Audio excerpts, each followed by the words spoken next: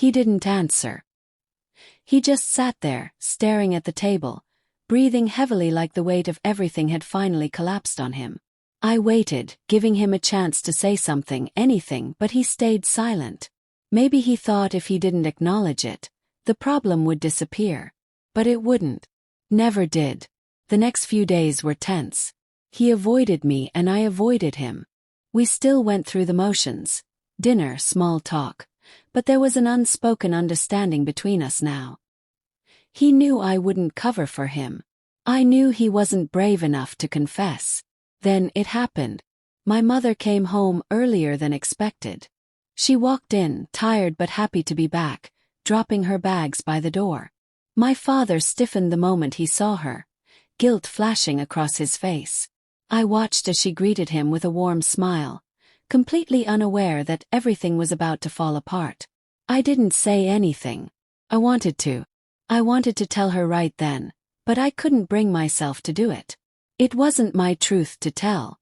I had given him the chance, and he was too much of a coward to take it. But fate had other plans. That night she found out on her own. I heard her voice first, sharp and full of disbelief.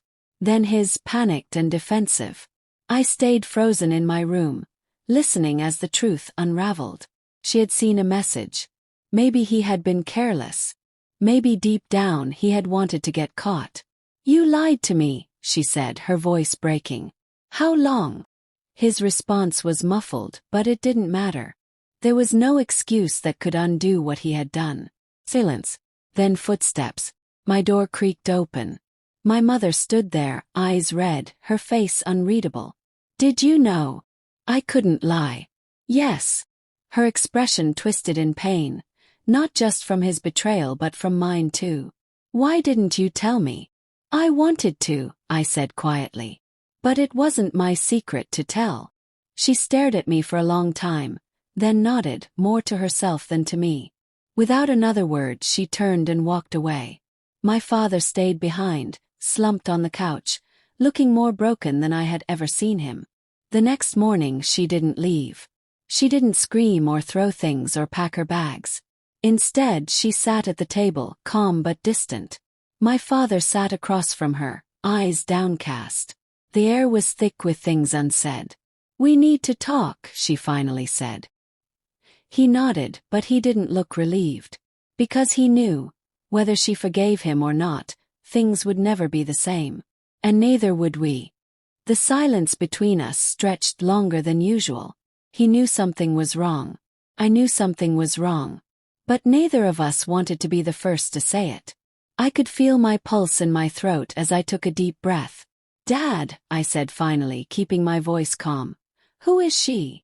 His expression shifted instantly. His shoulders tensed. His hands gripped the table just a little tighter. He didn't ask what I meant. He knew. For a long moment, he didn't say anything. He just stared at the table like the right words might magically appear. "I don't know what you're talking about," he muttered, but his voice lacked conviction. I didn't look away. I saw the messages. His face paled. He exhaled sharply, running a hand through his hair.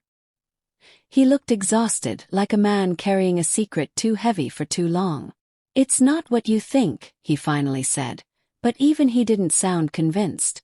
I crossed my arms, forcing myself to stay steady. "Then tell me what it is." For the first time I saw something break in him. He looked away, shaking his head. "I didn't mean for it to happen," he admitted. "It just did." His voice was low, almost ashamed. "I never wanted to hurt your mother." I felt my stomach tighten. "But you did," I said, my voice sharper than I intended. "And you're still doing it." He leaned back, rubbing his face with his hands. "It wasn't about love," he said, and for some reason that made it worse. "I was lonely. Your mother is always gone. Work is stressful." I felt invisible. I wanted to feel angry. I wanted to yell, to call him a liar, to tell him he was ruining everything. But instead I just felt tired. "So you found someone else," he sighed. "I don't expect you to understand. I understand more than you think." My voice was cold. You had a choice. And you made it.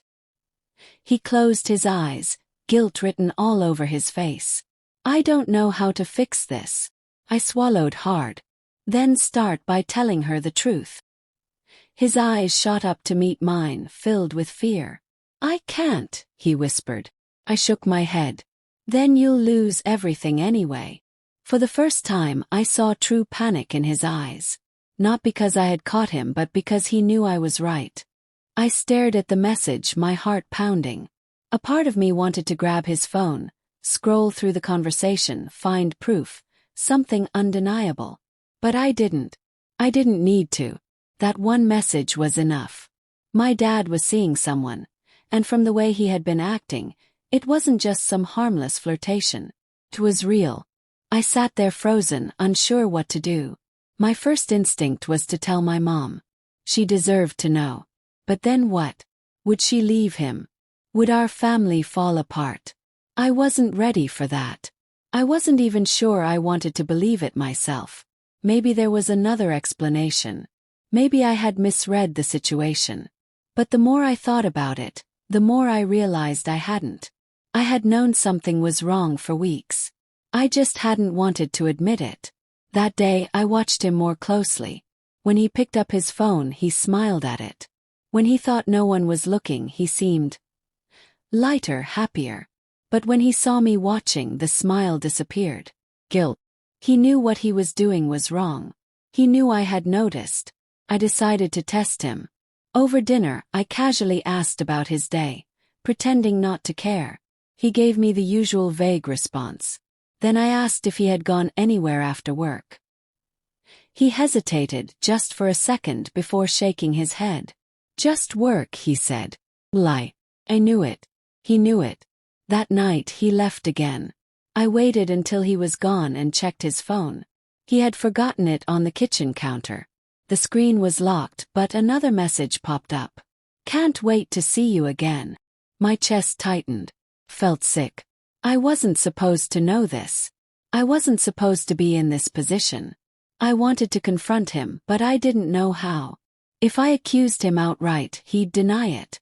If I told my mom, I'd be tearing everything apart. So I did nothing. I sat with the weight of what I knew, feeling it grow heavier with every passing day. Then one evening he came home earlier than usual. He looked tired, almost drained. He sat down across from me at the table and let out a long sigh. You've been quiet lately, he said, watching me carefully. He was waiting for me to say something, to ask something. He could feel it, something had shifted between us. I swallowed hard, forcing myself to keep my voice steady. You too, I said. Everything okay? For a moment he just looked at me. Then he nodded, but it wasn't convincing. Just a lot on my mind, he said. Another lie. I met his gaze, searching for the father I had known my whole life. But in that moment he felt like a stranger. My mom traveled a lot for work, so most of the time it was just me and my dad at home. Our routine was simple. He'd come home from work, we'd eat dinner, maybe watch TV for a bit, and then he'd head to his room. Lately, though, something had changed. He seemed distant, lost in his thoughts even when I was talking to him. I'd ask about his day, and his responses were short, almost forced. First, I thought it was just work stress.